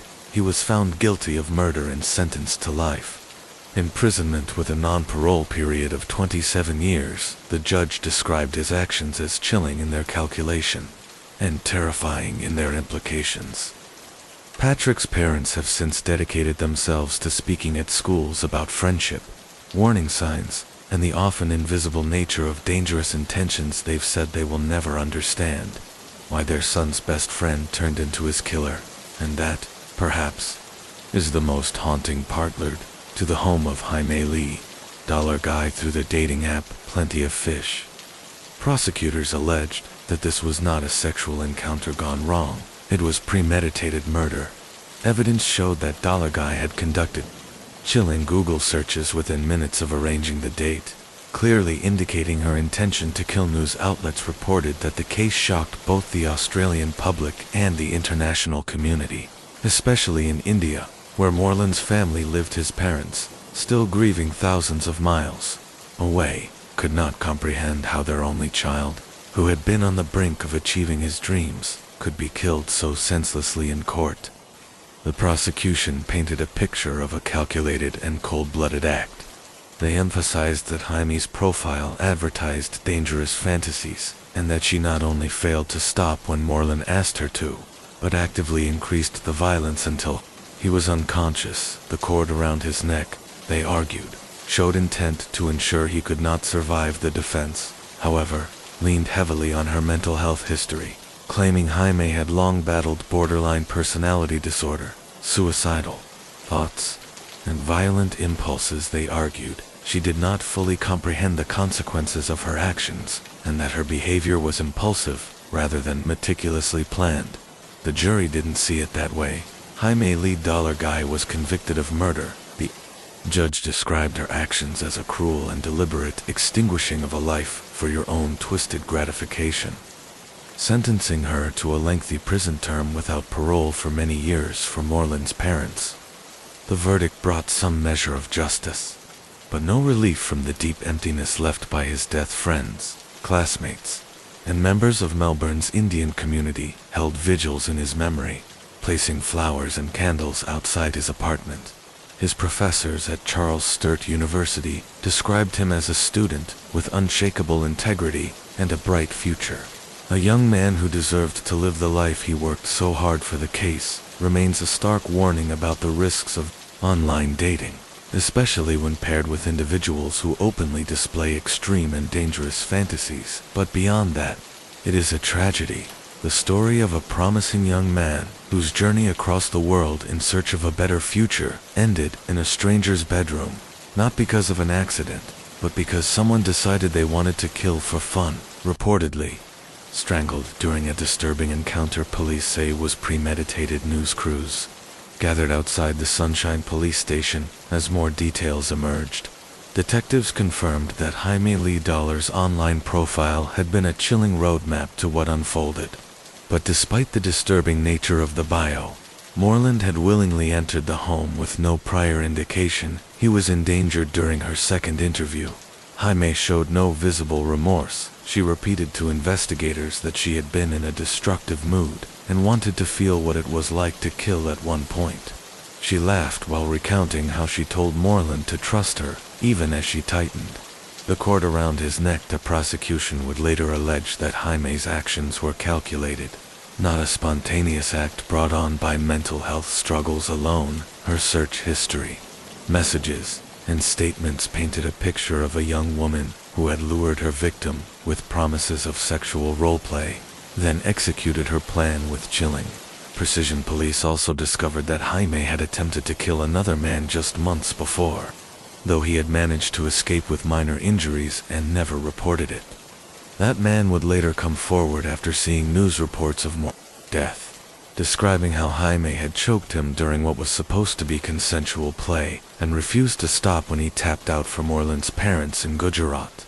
The news came as an unbearable shock. The last time they had spoken to him was the day before, when he had told them he was busy with work and studies, but doing well. The call from Australian authorities telling them their only son was gone, killed in what they were told was a horrific incident, shattered their lives. They were too devastated to even speak to the media, relying instead on relatives to issue a short statement expressing their grief and appealing for privacy in court. The prosecution outlined the stark reality. Moreland had no history of risky sexual behavior or violence, and there was no evidence he had consented to the level of danger. Jaime introduced the defense argued that Jaime's long-standing mental health issues, including borderline personality disorder and suicidal tendencies, had impaired her judgment and impulse control. The jury, however, saw it differently. They returned a verdict of guilty on murder, citing her internet searches, premeditation, and the fact that she continued strangling Moreland after he begged her to stop. Jaime Lee Dollar was sentenced to 27 years in prison, with a non-parole period of 22 years for Moreland's friends and the Indian-Australian community. The case was a haunting reminder of the risks hidden in online dating, and of how someone's words online can be an ominous warning rather than harmless exaggeration. The Plenty of Fish account Jaime had used was deleted shortly after her arrest, but screenshots of her bio and conversation with Moreland would circulate in true crime forums for months. For some, it was an eerie example of evil wearing a human face and telling you exactly who it is before it strikes. After her sentencing, the courtroom remained silent, except for the muffled sobs of Moreland's friends seated in the public gallery. His cousin, who had flown in from India for the proceedings, clutched a framed photograph of him smiling on his graduation day outside the court. He told reporters, "She took away our joy, our pride, and our future. We will never forgive her in prison." Jaime quickly gained a reputation among inmates for her bizarre, attention-seeking behavior. Guards reported that she often bragged about the murder, claiming she had finally done something worth remembering. In letters intercepted by prison staff, she described herself as a celebrity killer, and even sketched scenes of the crime in unsettling detail. Moreland's parents refused to have any contact with her, rejecting a letter she sent them in which she claimed the killing was an accident and misunderstood by the media. To them, her words were yet another manipulation, a cruel echo of the deceit she had used to lure their son over time. True crime podcasters and YouTubers began to cover the case in detail, dissecting Jaime's online activity and her troubling psychological profile. The Plenty of Fish murder, as it came to be called, became a cautionary tale in both Australia and India about the dangers of trusting strangers from dating sites, especially those who openly reference violent fantasies. In Gujarat, a scholarship fund was set up in Moreland's name to support engineering students with financial need. His father told local reporters that the fund was a way to keep our son's dreams alive, even if his life had been cut short in such a cruel manner. Meanwhile, Jaime's prison term became a subject of debate among legal analysts, with some arguing she should never be released, given her complete lack of remorse. Psychiatric experts who testified at her trial warned that her narcissistic traits and fascination with control made her a high risk to re-offend if ever freed. Still, appeals are expected. Her legal team has indicated they may challenge the sentence on the grounds that her mental illness was not adequately factored into the verdict for Moreland's loved ones. The thought of enduring another trial is unbearable, but they are determined to ensure she remains behind bars for as long as the law allows. Even now, years later, the story remains one of Melbourne's most chilling online dating tragedies, remembered not only for the brutal nature of the crime, but for the unsettling truth that the killer told the world exactly who she was, and no one believed she would follow through. In doodling in a notebook she had brought with her, observers noted that she appeared detached from the gravity of the proceedings, as though she was either lost in her own world or consciously avoiding the reality of what was happening around her. The prosecution, however, painted a starkly different picture. They argued that while Jaime's life story was undeniably tragic, it did not absolve her of responsibility for her actions. Crown Prosecutor Ray Gibson told the court that the killing was not a spontaneous outburst, but rather a deliberate act of violence. He presented evidence from phone records,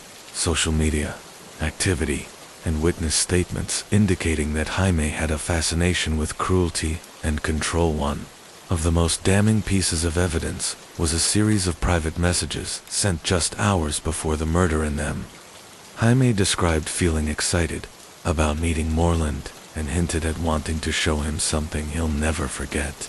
Although the defense claimed these were dark jokes influenced by her unstable mental state, the prosecution insisted they revealed a chilling intent. Forensic pathologists testified that Moreland had suffered significant bruising around his neck, consistent with manual strangulation, as well as defensive injuries to his arms and hands, indicating that he had tried to fight back. The jury also heard that Jaime had not called for help after the attack. Instead, she reportedly spent the following hours online, posting cryptic updates to her social media. During cross-examination, Dr. Carroll acknowledged that while Jaime had severe emotional dysregulation, she also demonstrated the ability to make calculated decisions. She is impulsive, yes, but not so impaired that she could not understand the potential outcome of her actions. He told the court Moreland's friends, who had traveled from different parts of Australia to attend the trial, described the proceedings as emotionally draining. Many spoke to reporters outside the courthouse, calling for justice and expressing their disbelief that someone they saw as a gentle, happy soul could meet such a brutal end. The trial lasted for several weeks, with every day bringing more disturbing details from Jaime's past, her repeated run-ins with the law, violent outbursts in care homes, and history of self-harm. Also more evidence suggesting she had exercised a level of control and premeditation on the day of the murder. Finally, after days of deliberation, the jury returned with their verdict, scribbling in a notebook and occasionally doodling in the margins throughout the trial. Witnesses who had worked with Jaime in the past described her as terrifying but also deeply broken. One former carer testified that they had once found her crouched in a dark corner, muttering incoherently to herself, with her fingernails dug into her own skin. Another recalled that Jaime would switch from a calm conversation to screaming threats without any clear trigger. The prosecution, however, painted a picture of calculated violence. They argued that Jaime's decision to invite Moreland over through the dating site, her ability to hold a conversation with him, and the method of the attack all indicated that she had control over her actions. They emphasized the chilling text she had sent to her former carer that same afternoon, suggesting she was in a frame of mind to hurt someone and understood the consequences. The forensic pathologist testified that Moreland's injuries were consistent with prolonged manual strangulation, which would have taken well over a minute of sustained pressure, plenty of time for Jaime to stop if she had chosen to. The pathologist explained that this was not an impulsive strike, but an act that required persistence. When the jury retired to deliberate, Moreland's friends and supporters filled the public gallery. Jaime sat expressionless, glancing occasionally at her lawyers. After hours of tense waiting, the jury returned with their verdict: guilty of murder. Jaime Guy showed little reaction. She simply nodded slightly and stared ahead as the judge scheduled sentencing for the following month. Sentencing. The judge acknowledged Jaime's horrific childhood and severe mental health struggles, but also emphasized the brutal nature of the killing and the lasting impact on Moreland's family. This was a life taken without provocation. The judge said, "It has left a family in another country devastated beyond measure." Jaime was sentenced to 21 years in prison. With a non-parole period of 15 years, she will be eligible for release in her mid-30s for Moreland's parents back in India. The sentence brought a measure of justice, but little comfort, his mother said in a phone interview. "He went there to make a life. He came back to us in a coffin. His friends in Australia continued to gather every year on the anniversary of his death, lighting candles and remembering the young man who, in their words, could make anyone laugh. Even on the worst day, Jaime remains in custody at a women's correctional facility, where staff say she oscillates between withdrawn silence and bursts of hostility. She has been placed on strict observation due to self-harm risks. This case remains one of the most haunting examples in recent Australian criminal history of how untreated trauma, mental illness, and systemic failure can converge into a single, catastrophic act of violence in the days following the verdict. Social media was awash with shock and outrage. Many could not reconcile the fact that Jaime had searched for ways to commit murder hours before meeting Moreland, and yet the jury had returned a verdict of manslaughter. Online forums debated whether her mental health history was being used as an excuse rather than an explanation. Others pointed to the legal threshold for murder in Victoria, noting that the prosecution bore the burden of proving beyond a reasonable doubt that Jaime intended to kill, a standard they felt should have been met, but clearly was not. In the jury's eyes, experts in forensic psychiatry also weighed in. Some stressed that while Jaime's severe personality disorder and history of trauma were undeniable, these factors did not erase the danger she posed. One senior criminologist remarked, "We often look for remorse as a marker of rehabilitation, but when empathy itself is impaired, remorse becomes almost impossible to gauge. This is precisely why risk management in cases like this is so complex for Moreland's family." None of these debates could change the reality. His parents, thousands of miles from the Australian courtroom, described feeling utterly powerless. They had sent their son abroad for opportunity and education, never imagining they would instead be arranging to bring his body home in interviews. They spoke of the dreams he carried with him, to complete his studies, to work in technology, to make them proud. That future was now only a collection of unfinished plans and fading photographs. Jaime's case has since been used in academic discussions about sentencing and criminal responsibility in offenders with severe personality disorders. It has also reignited conversations about the limitations of community-based support systems for individuals assessed as high risk, despite clear warnings from her carers and documented incidents of aggression. She had been living alone with minimal supervision, a decision that, in hindsight, would prove catastrophic today. Behind the walls of a maximum security facility, Jaime remains under close watch, but the clock is ticking. In just a few years, the possibility of parole will be real. The question is, will the system take every precaution this time, or will the cycle repeat? And somewhere, far from the courtroom where justice was debated, Moreland's parents still light a candle for their son each year, their grief untouched by legal definitions. As the rain continues to fall, these unanswered questions linger in the quiet. The night holds its secrets and its warnings.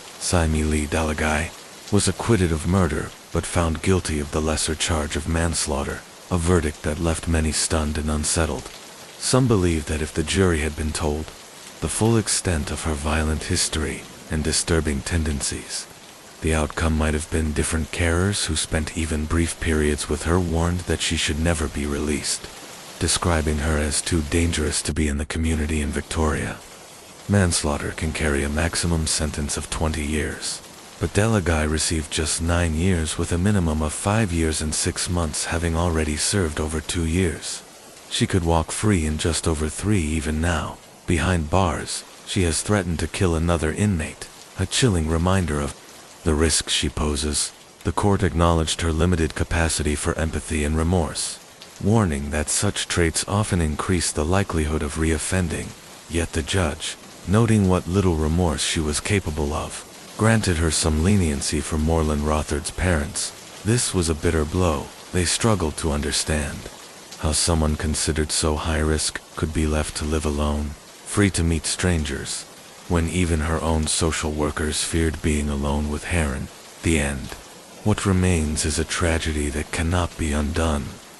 Moreland Roth had placed his trust in someone who betrayed it in the most horrific way, his final moments. As the reality of what was happening sank in, "Are impossible to imagine," his father said quietly. "We are now lonely in our old age, we miss him. But we've accepted the truth, our son will not come back. But he will remain in our memory, and in our hearts forever, as the rain falls softly, and the night grows deep." Thank you for joining me here at Crime Whispers. True crime stories remind us that life is full of shadows, and that vigilance matters. Even as we seek peace in the quiet of the night, let the rain carry you toward rest. And until we meet again, stay safe, stay curious, and let the night watch over you.